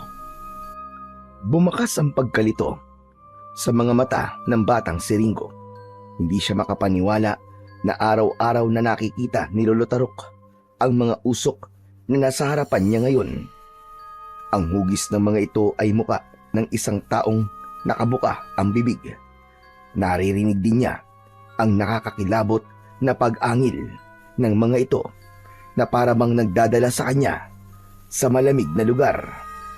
Kaya naman, hindi niya maiwasan ang hindi matakot sa mga anyo nito. Samantalang si Lolo Tarok naman na nakaupo sa tabi ni Ringo ay biglang nakaramdam ng panghihina sa kanyang katawan. Tila nawala ng lakas at nabura ang kanyang kakayahan na makipag-usap sa mga nilalang na nasa paligid niya. Ginawa niya yon upang protektahan ng apo laban sa mga nilalang na naghahanap dito. Sa pagpapatuloy ng kanilang pagsasanay sa panggagamot, ay naramdaman ni Ringo na unti-unting nangihina ang kanyang katawan. Hindi siya sanay sa bagong tanawin na nakikita niya sa kanyang paligid. Kaya naman, agad siyang nagpaalam sa matanda na tapusin na ang pagsasagawa nito ng ritual. Lalo pa at napapansin rin niya na biglang nanghina ang katawan nito at hindi lamang ipinapahalata sa kanya ng matanda. Talaga bang gusto mo munang itigil muna ang pagsasanay natin sa panggagamot? Opo, Lolo. Sapat na po ang ibang mga natutunan ko mula sa mga itinuro niyo sa akin. Hala, sige, tumayo ka na at iligpit na ang mga gamit natin. Kailangan na nating umalis. Pagod na rin ako at gusto ko na rin magpahinga. Matapos ang ritual, iniligpit ni Ringo at Lolo Tarok ang kanilang mga gamit at tahimik na naglakad pauwi. Habang unti-unting nasasanay si Ringo sa mga usok na may anyong muka at ungol na tila ligaw na kaluluwa na sumusunod sa kanila. Mabagal namang naglalakad ang matanda. Pagdating nila sa kanilang bahay, tumambad sa kanilang paningin ang nagkalat na gamit at mga garapon sa lupa. Ang iba ay nabasag at nakabukas ang takip. Bumakas ang pagtataka sa mukha ni Ringo at hindi maunawaan kung ano ang nangyari. Lalo na at ngayon lang sila nakaranas na makakita ng ganitong klaseng pamiminsala. Sa lahat ng yun, si Lolo Tarok ang labis na nabigla. Diyos ko, mahabagin langit! Sino may gawa nito? Punong-puno ng katanungan ang isip ni Lolo Tarok. Hindi nito inaasahan na merong mangangahas na sumira ng kanyang mga gamot na matagal niyang inipon at iningatan. Ang mga walang hiya! Anong dahilan at pinasok nila ang bahay natin, Apo? Wala akong kasalanan para gawin nila sa atin ito. Lolo, huminahon po muna kayo. Baka po, kumapano po kayo niyan eh. Umupo muna kayo sa bangko at ako na po ang bahalang dumampot po sa mga garapon. Wag na, Apo. Wala nang saysay ang mga gamot na yan. Dahil natitiyak kong may ginawa sila sa mga gamot. Ito na ang kinatatakutan ko, Apo. Ang magsimulang manggulo ang mga nilalang na matagal nang umaaligid sa atin. Nangyari lamang ito magmula nang dumating sa gubat na to ang mga kalalakihan na umatake sa iyo. Pero mahirap po magbintang, Lolo Tarok. Wala po tayong sapat na batayan kung sila nga po may gawa nito. Magsasalita pa sana si Ringo nang bigla niyang naramdaman ang kakaibang presensya sa paligid. Kaya naman, pasimple siyang tumingin sa bahagi ng kakahuyan upang hindi mahalata ng matanda ang kakaiba niyang nararamdaman. Magmula nang maisalin sa kanya ang kakayahan ni Lolo Tarok, naglaho na rin ang kakayahan nito na makakita ng mga nilalang sa kanilang paligid. Nang mga sandaling yon, ay biglang nagpakita sa harapan ni Ringo ang isang kulay berdeng liwanag.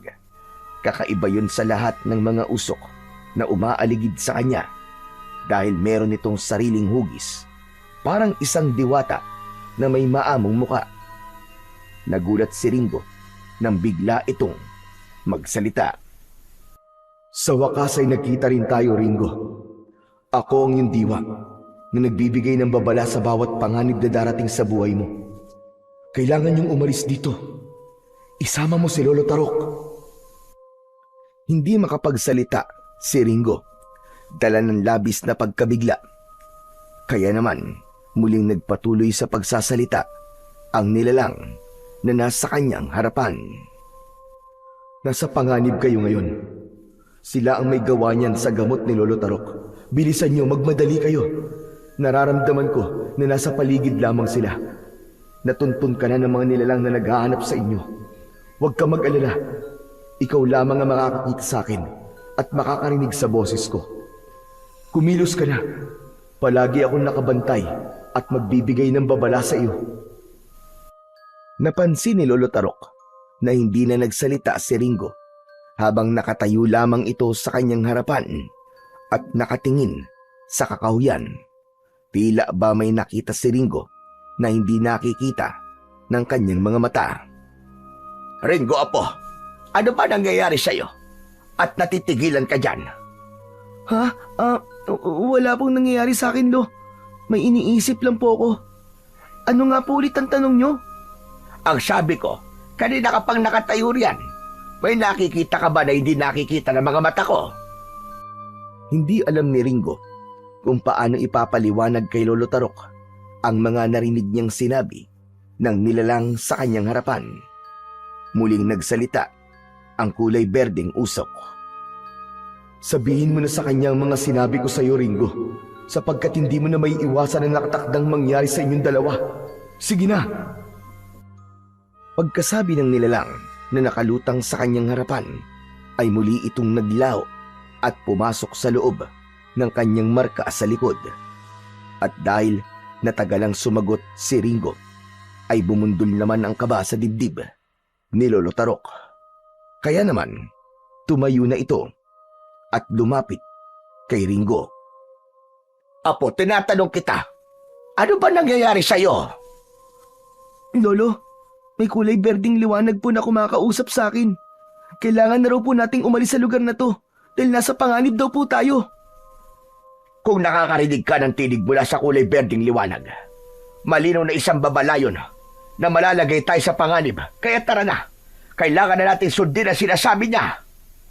Pero saan naman po tayo pupunta, Lo? Wala nang ibang pagpipilian, kundi ang bumalik sa baryo na matatagpuan sa ibaba ng bundok. Ano po? Wala po tayong matutuluyan doon. Hindi na mahalaga yun, Apo. Ang mahalaga ngayon ay mailayo kagad kita sa lugar na ito. Natitiyak ko na babalik ang mga tao sumira sa mga gamit ko. Kailangan natin makinig sa iyong diwa. Wala nang nagawa si Ringo, kundi ang sundin ang desisyon na yon ng kanyang Lolo Tarok. Kaya naman, dinala nila ang mahahalagang gamit para magtungo sa baryo na binanggit ng matanda. Dinala rin niya ang pana at ilang piraso ng palaso na ginagamit niya sa pangangaso. Ngunit hindi pa man sila tuluyang nakakalayo sa lugar na yon, ay biglang naramdaman ni Ringo ang kakaibang bigat ng presensyang nasa paligid nila. At mula sa likod ng kubo nila, dalawang nilalang ang biglang lumitaw. Ang isa ay may dugong nanlalagkit sa nguso at matang kumikislap na kulay pula. Ang isa naman ay halos hindi na makilala kung tao pa ba o hayop dahil sa makapal na balahibo nito sa katawan. Lolo, ano pong klaseng nilalang ang mga yan? Sila mga aswang na taon lobo, Apo. Mapanganib sila. Sila mga nilalang na gustong pumatay sa iyo. Ha? Bakit po? Bakit po nila ako gustong patayin? Habang nagtatanong si Ringo, ay panay rin ang atras ng maglolo sa mga nilalang na patuloy sa pagakbang papalapit sa kanila. Umaangil ang mga ito habang nakangising tumutulo pa ang laway na may kasamang dugo. Sa isang iglap, sumugod ang mga taong lobo kay Ringo. Mabilis at mabangis ang pag-atake ng mga ito na tila ba nag-aagawan sa pagpatay sa kanya. Inihanda niya ang kanyang pana at pinatamaan niya kagad ang isa sa aswang. Bumaon ang palaso sa balikat nito, ngunit diretso ito sa pag-atake sa kanya. Isang malakas na talon ang ginawa nito, sinundan ng hampas ng mabibigat nitong mga kuko na halos dumurog sa kahoy ng dingding ng bahay. Bawat pag-atake ng nilalang ay mabilis na naiiwasan ni Ringo.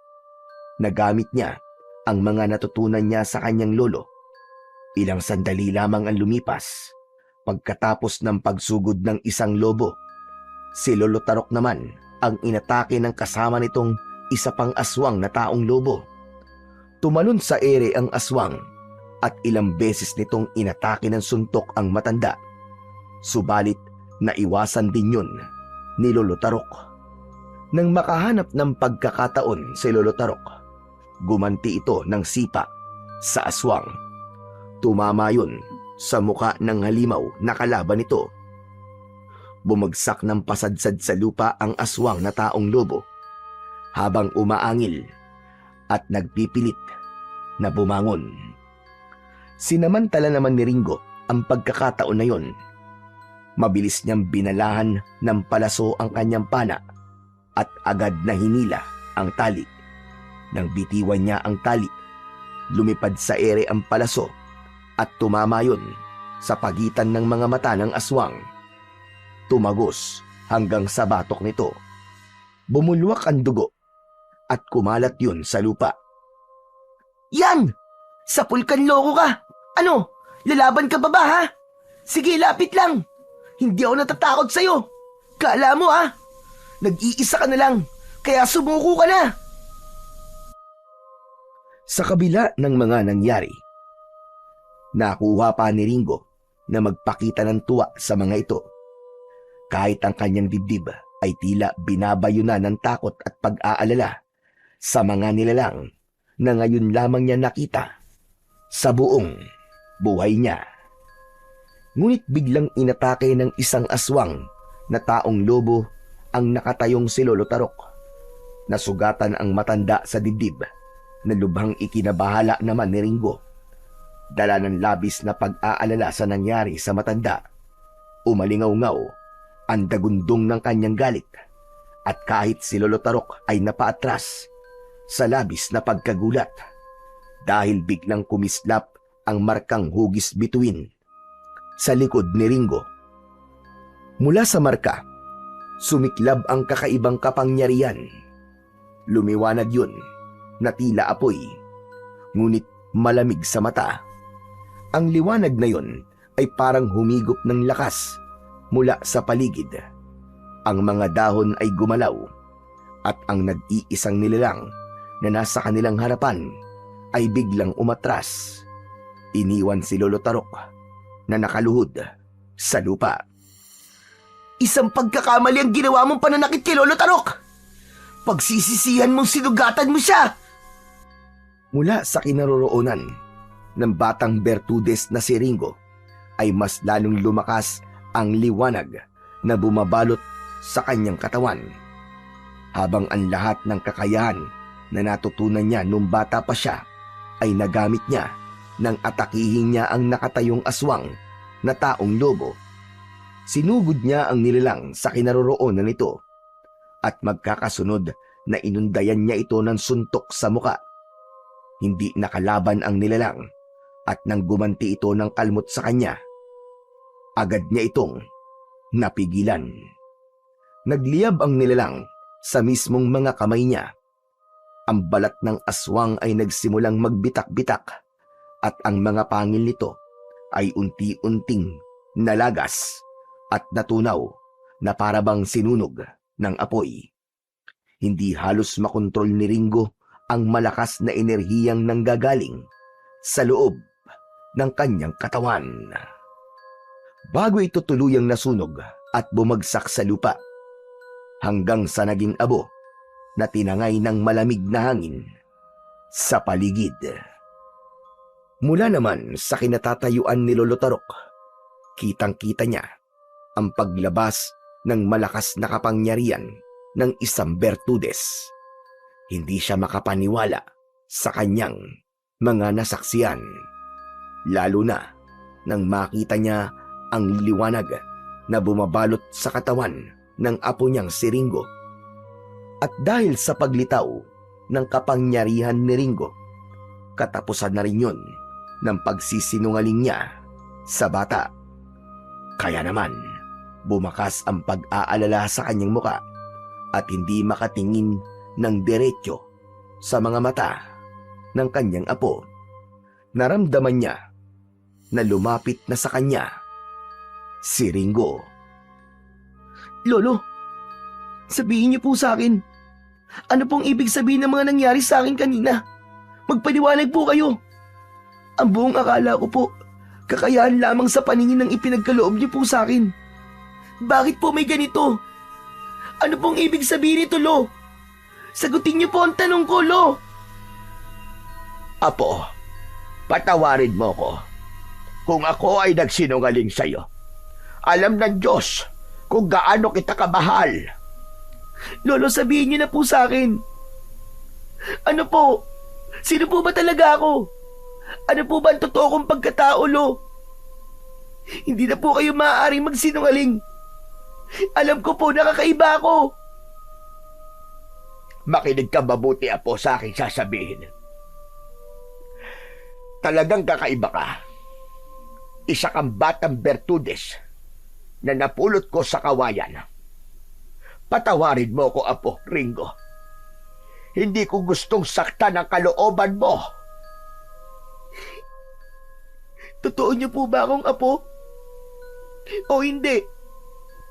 Hindi kita totoong apo, Ringo. Hindi kita kadugo. Pero alam mo kung gaano kita kamahal, Apo. Sa puso ko, totoo kitang apo. Minahal kita. Naghigit pa sa buhay ko. Kung mahal niyo po ako, hindi po kayo magsisinungaling sa akin. Bakit, Lo? Bakit? Bakit po kayo nagsinungaling sa akin? Ilang beses po ako nagtanong sa inyo. Bakit hindi niyo po sa akin sinabi ang totoo? Diyos ko, Apo, makinig ka muna. Wala akong mahanap na tamang pagkakataon para sabihin sa'yo ang buong katotohanan. Natakot ako sa magiging reaksyon mo. Pinangunahan ako ng takot sa mga sasabihin mo sa akin. Kaya naman, hindi ako nagkaroon ng pagkakataon na sabihin sa'yo ang tungkol sa totoong pagkatao mo. Patawarin mo ko, Apo. Kung ganun, nasan po ang mga totoo kong magulang? Nasan po ang mga magulang ko, Lolo? Hindi ko alam kung nasan sila. Hindi ko sila kilala, Apo. Maniwala ka. Hindi ko sinasadyang magsinungaling sa'yo. Sinubukan niyo po bang hanapin sila? Oo, Apo. Maraming beses ko silang hinanap. Ngunit nabigo akong mahanap sila. Naniniwala akong patay na sila, Ringo. Dahil wala nang bumalik sa lugar ng pinag-iwanan sa'yo. Isa pa, kinailangan kong itago ka dahil nag-aalala ko na baka nasa panganib ang buhay mo. Ang diwang gabay ng marka ng Bertudes ang nagturo sa'yo. Kaya kita nahanap. Apo, patawarin mo ko sa mga nagawa ko. Kung ako man ay naglihim, may dahilan kung bakit hindi ko sinabi kagad sa'yo ang buong katotohanan. Ano pong dahilan? Sabihin niyo po. Sabihin niyo, Lo. Dahil sa oras na matuntun ka ng mga nilalang na gustong pumatay sa'yo, tsak na manganganib ang buhay mo. Kaya po ba sinanay niyo akong ipagtanggol ang sarili ko? Dahil alam niyo po na mangyayari to sa akin? Oo, Apo. Kaya nga ginawa ko ang lahat para maprotektahan ka. Kaya lang sadyang hindi mo matatakasan kung ano ang itinakda. Ang paglitaw ng pagiging Bertudes mo ay isang hudyat ng paglitaw rin ng masasamang nilalang na matagal nang naghahanap sa iyo. Paano niyo po natiyak na isa akong Bertudes? Dahil bata ka pa lang ay nagtataglay ka na ng kakayahan na pambihira lamang sa mga kagaya mo. Bukod sa kapangyarihang ipinagkaloob ko sa iyo, dati ka nang nagtataglay ng kakaibang kakayahan, Apo. Lalo na ng talas ng memorya at pagiging mabilis na matuto kahit sa isang turuan lamang. Nasigurado ko rin na ang pagiging kakaiba mo nang makita ko ang palatandaan ng isang marka o balat sa likod mo na may hugis bituin. Ang pagiging Bertudes ko. Kaya nawala ang mga magulang ko. At hindi ko alam kung buhay pa nga ba sila ngayon. Tuluyang bumagsak ang masaganang luha sa kanyang mga mata. Hindi na siya nagsalita at tumalikod na sa kanyang lolo Tarok. Inabala niya ang kanyang sarili sa mga naaalala niyang palatandaan na napapansin niya noon sa kanyang katawan.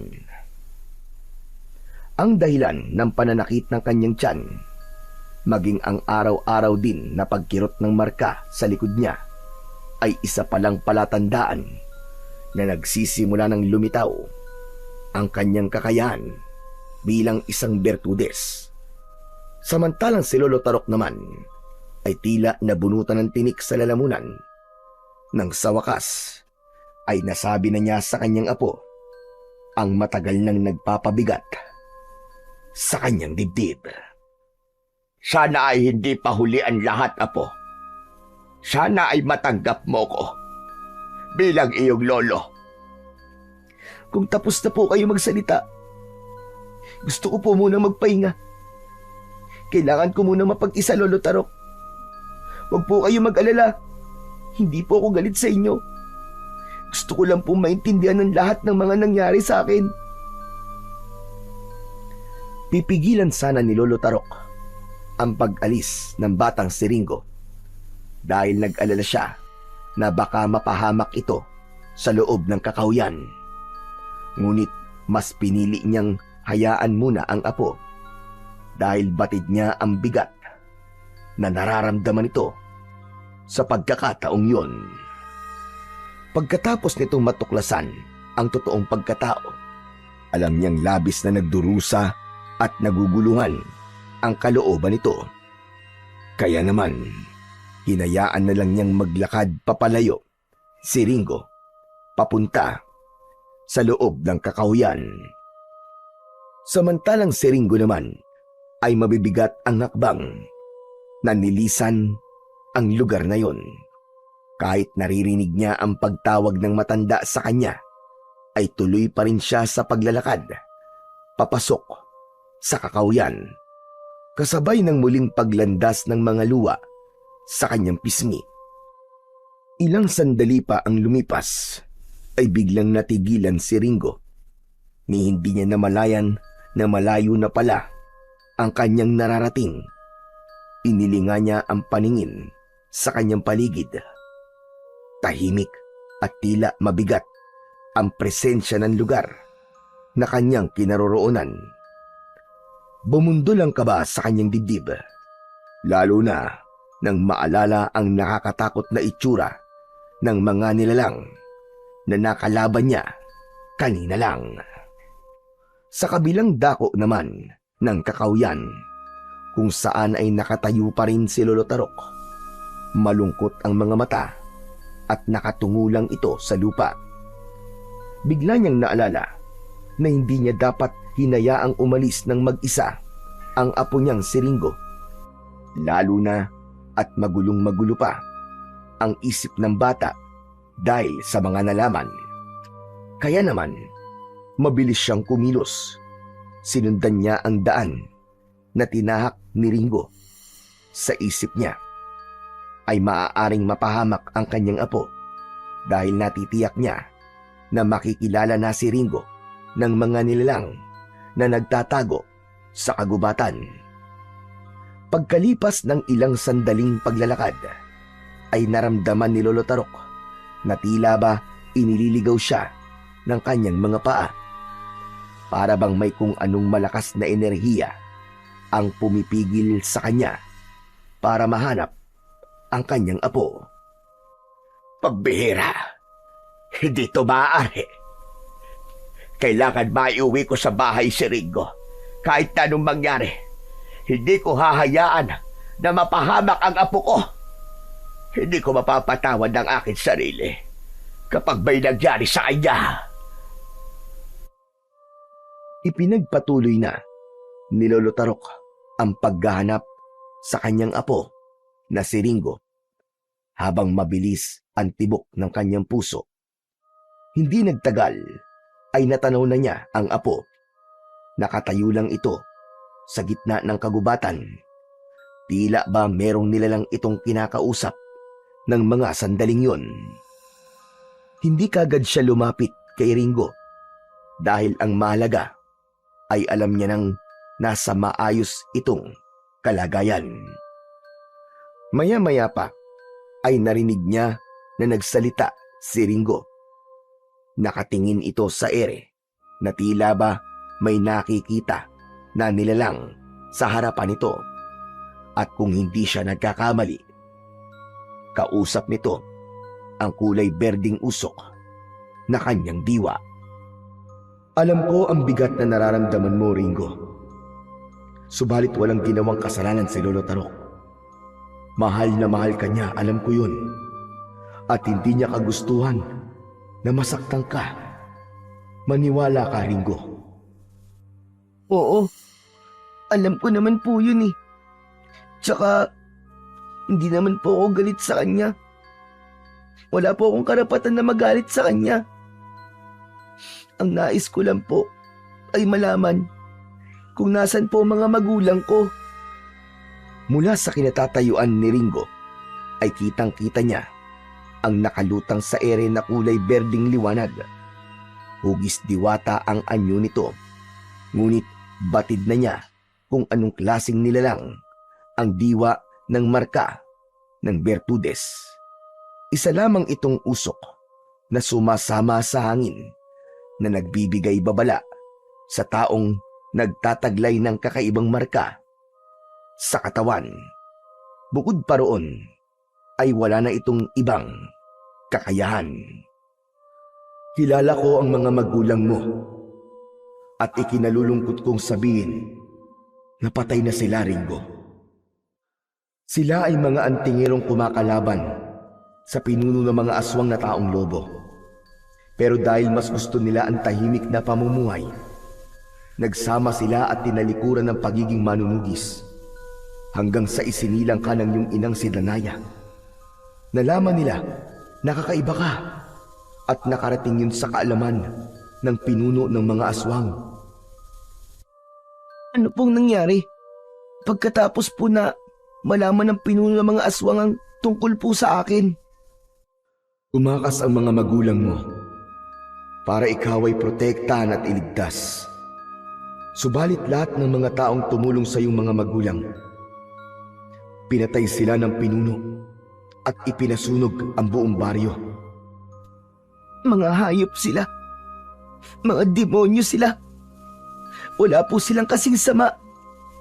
Ang dapat po sa pinuno ng mga aswang na yon ay mamatay at sunugin sa impyerno. Kaya Ringo, ipagpatuloy mo kung ano ang nasimulan ng mga magulang mo. Ipaglaban mo ang kanilang buhay na kinitil ng nilalang na ganid sa kapangyarihan. Pagkatapos magsalita ni Balare na kanyang diwa, nakuyom ni Ringo ang kanyang kamao dahil sa labis na galit. Hindi siya makapaniwala na marami ang nagsakripisyo ng buhay para sa kanyang kaligtasan. Ngunit hindi nagtagal ang galit na yun ni Ringo dahil naramdaman niya na tila ba may mga nilalang na nakapalibot na sa kanilang kinaroroonan. Lumitaw mula sa likod ng puno ang mga nilalang na may nakakatakot na anyo. Sumiklab ang galit ni Ringo nang makita si Lolo Tarok na hawak ng mga aswang na taong lobo. Apo! Sige na, tumakas ka na! Iligtas mo na ang buhay mo, Apo! Huwag mo na akong alalahanin! Tumakbo ka na! Bilisan mo! Hindi, Lolo! Hindi ko po kayo iiwan! Ililigtas ko po kayo! Huwag ka nang matigas ang ulo, Apo! Sige na, tumakas ka na! Umalis ka na!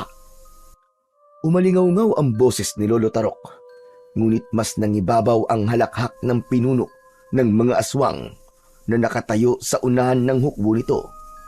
Isang makapanindig balahibong pag-alulong ang ginawa nito na parabang nagtatawag ng mga kasama. Makalipas ang ilang sandaling pag-angil, ay narinig ni Ringo ang boses nito. Hindi ko alam na ikaw pala ang batang Bertudes na matagal ko nang hinahanap. Hindi kita nakilala. Sa wakas, matatapos na rin ang paghihirap ko sa paghahanap sa'yo. Alam mo bang Ako ang pumatay sa pakialamero mong mga magulang. Magbabayad ka sa pagpatay mo sa mga magulang ko, hayop ka! Isa kang kampo ng kadiliman na hindi na dapat binubuhay. Pagsisisihan mong hinanap mo pa ako, halimaw ka! Ang lakas ng loob mong kalabanin ng isang Bertudes na kagaya ko. Kaya ngayon, ibibigay ko sa'yo ang laban na hinahanap mo! Sa halip na lumaban ng sagutan si Mang Pekto, umalingaw-ngaw ang malakas nitong halakhak. Tila ba hindi natatakot sa taglay na kapangyarihan ni Ringo. Sa tingin mo ba, magagawa mong talunin ang kagaya ko? Nagkakamali ka, batang paslit. Marami ka pang kakainin bigas. Nagkakamali ka! Kanin ang kinakain ko, hindi bigas! Mukhang sa ating dalawa, ikaw yata ang nangangarap ng gising. Masyado kang mayabang. Alam kong kaya mo ako'y pinapapatay dahil natatakot ka sa kakayahan ko. Hindi ako natatakot sa'yo. Isa ka lang kutong lupang bata na walang kakayahan na lumaban sa akin. Huwag ka magsasalita ng tapos at huwag mong mamalitin ang kakayahan ng batang kagaya ko. Dahil mas malaking insulto yun sa'yo kung mamamatay ka lang sa mga kamay ko. Sabay ng pagdagundong ng boses ni Ringo, hinugot niya ang kanyang matalas na itak na nakasukbit sa kanyang bewang, habang ang mga kalaban ay umaangil at umaalulong na nagbabanta ng pagsugod. Mabangis ang anyo ng mga ito at ang mga pangil ng mga aswang ay matalim. Kumikislap ang mga yon na parang ilaw mula sa gasera. Sa gitna ng bakanting lupang nilalamo ng dilim, humarap si Ringo, ang batang Bertudes, na ngayon ay may kakaibang lakas na umaalon mula sa markang bituin sa kanyang likod. Ang kanyang dibdib ay kumakabog, ngunit matatag ang titig. Alam niyang wala ng urungan ang laban na yon. At sa mabilis na pagtakbo ng mga aswang na taong lobo papunta sa kanyang kinaroroonan, umaalingaw-ngaw din ang sigaw ni Lolo Tarok. Sinabi ko naman sa'yo, Apo! Tumakas ka na! Marami silang nakapalibat sa'yo! Hindi mo sila kakayanin! Tumakas ka na, Apo! Ganyan nga! Ipakita nyo na natatakot kayo sa puwersa namin! Ang halakhak mo ay parang sa demonyo. Pero hindi ako natatakot sa'yo. Dahil sa Diyos lang ako natatakot. Hindi sa mga kagaya nyo. Kayo ang dapat na matakot. Dahil ito na ang magiging katapusan ninyong lahat. Tama na ang satsat. Simulan na ang laban. Sugod mga kasama. Patayin ang batang Bertudes. Mabilis na sumugod ang mga aswang na taong lobo sa kinaroroonan ni Ringo. Ang mga kuko ng mga ito ay kasing haba ng itak na hawak ni Ringo. Sa isang iglap, sinalubong niya ang unang hampas ng halimaw gamit ang tangan na itak, habang ang kanyang pana ay nanatiling nasa likod niya. Umislap ang nagkiskisang bakal sa matitigas na kuko ng mga nilalang na umatake sa kanya. Sa bawat pag-atake ay nagkikislapan ng apoy mula sa kanilang mga talim. Kasunod ng paglitaw ng kulay berding liwanag mula sa kanyang marka. Pinatatag ang kanyang loob at pinabilis ang kanyang pagkilos.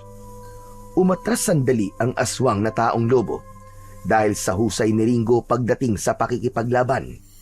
Habang natitigilan ang mga kalaban, agad niyang kinuha ang pana sa kanyang likod. Itinutok niya yon sa mga kalaban. 3 palasok agad ang ibinala niya. Umangil ng malakas ang mga ito na parabang nauulol na aso. Pagkaraan ng sandaling katahimikan, binitiwan niya ang tali. Ang palaso ay lumipad na parang kidlat. Tinamaan ang 3 aswang sa leeg. Umungol ang mga ito sa sakit, kasabay ng pagliliyab ng katawan ng mga ito. Dahil sa mga nasaksihan ni Mang Pekto sa ginawa ng bata, sumugod ang mababangis na alagad nito. Nag-aagawan at nagtutulakan na parabang gutom na aso. Sa muling pag-atake ng aswang na taong lobo, ginamit na ni Ringo ang lahat ng lakas para palabasin ang kapangyarihang taglay ng kanyang marka. Bumalot ang malakas na liwanag sa kanyang mga kamay. Habang papalapit ang halimaw, sinalubong niya ito ng malakas na pagbato ng malaapoy na liwanag na tumama naman sa dibdib ng mga ito. Inulit niya ang kanyang pag-atake at pinuntirya niya ang nakangising pinuno ng mga aswang. Saktong isang dipa na lamang ang layo nito sa kanya. Pinakawalan niya ang malabolang apoy sa kanyang mga kamay. Tumama iyon sa muka ni Mang Pekto. Bumagsak ito ng pasadsad sa lupa habang nagkikisay ang katawan. Namimilipit ito dahil sa sakit. Pagkalipas ng ilang saglit, ay nasunog na ang katawan ng pinuno ng mga aswang hanggang sa tuluyang sumabog at naging abo ang mga yon. Sa hindi maipaliwanag na pangyayari, namatay rin ang mga alagad nito. Isa-isa silang bumagsak sa lupa habang nagliliyab ang katawan hanggang sa maglaho ang kanyang mga kalaban at naghari ang katahimikan. Humihingal si Ringo, hawak ang kamay na may bakas pa ng alabok ng kalaban. Sa di kalayuan naman, si Lolo Tarok na nakawala sa pagkakakapit ng mga aswang ay hindi napigilang mapangiti sa kabila ng takot. Nasaksiyan niya kung paanong nakipaglaban si Ringo sa kampon ng kadiliman nang hindi umaatras. Apo, nagawa mo. Nagtagumpay ka. Ang husay na ginawa mo, apo ko. Aray, teka po. Hindi na po ako makahinga, ang higpit po ng yakap niyo sa akin eh. Pagkasabi nun ni Ringo, ay mabilis na bumitaw sa pagkakayakap sa kanya si Lolo Tarok. Napuno ng kaligayahan ang kanilang mga puso dahil sa wakas, wala ng panganib na naghihintay sa kanila. Muling sinulyapan ni Ringo ang mga abo na nagkalat sa lupa. Huminga siya ng malalim habang si Lolo Tarok ay marahang lumapit at ipinatong ang kamay sa balikat niya. Saka sila nagpasyang maglakad at umalis sa lugar na yon. Pagkatapos ng gabing yon, lumipat sina Lolo Tarok at Ringo sa baryo sa paanan ng bundok upang magsimula ng tahimik na buhay. Tinanggap sila ng pamayanan at ginamit ni Ringo ang kanyang kakayang bertudes upang tumulong sa mga taong may sakit at nagbibigay ng babala laban sa mga panganib. Ang kwento ni Ringo ay nagtuturo na ang tunay na pamilya ay hindi nasusukat sa dugo o lahi, kundi sa pagmamahal, pag-aaruga at sakripisyo. Ipinakita ni Lolo Tarok na kahit hindi niya kadugo si Ringo, minahal niya ito ng tapat at buong puso. Ipinapaalala nito na ang pamilya ay maaari nating matagpuan sa mga taong nagmamahal at sumusuporta sa atin nang walang hinihintay na kapalit. Ito ang nagsisilbing paalala na ang tunay na lakas ay hindi lamang nasusukat sa kapangyarihang taglay natin, kundi sa paraan ng ating paggamit nito para sa kapakanan ng iba. Bilang isang batang bertudes, maaari niya sanang gamitin yon sa kanyang sariling kapakinabangan o paghihiganti. Ngunit pinili niyang ipagtanggol ang kanyang mga mahal sa buhay at ang kanilang baryo. Sa huli, itinuturo ng kwento ni Ringo ng pagiging bertudes o gifted ay hindi lang tungkol sa mahiwagang kapangyarihan at kakayahan. Ito ay tungkol sa pagiging tapat sa kabutihan, paggamit ng talento para sa ikabubuti ng nakararami, at pagkakaroon ng tapang na harapin ng kadiliman upang magdala ng liwanag sa bawat isa. Isang liwanag na magtatanglaw sa atin sa landas na ating tinatahak.